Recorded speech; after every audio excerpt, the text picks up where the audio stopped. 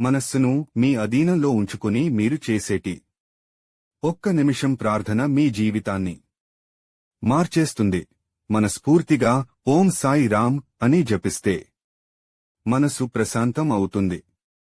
సమస్యలకి మార్గం కనిపిస్తుంది. ప్రతిరోజూ ఈ ఒక్క నిమిషం చేయండి. మీ జీవితాలని మార్చుకోండి.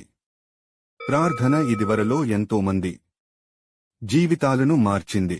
నాపై నమ్మకం ఉంచండి, మీ కష్టాలు తీరుస్తాను. పరిపూర్ణ విశ్వాసం, శ్రద్ధ మరియు క్లిష్ట పరిస్థితుల్లో ఓర్పు, సబూరి కలిగి ఉండాలి. తోటి ప్రాణులను ప్రేమించండి. ఎవరినీ అనవసరంగా నొప్పించకండి.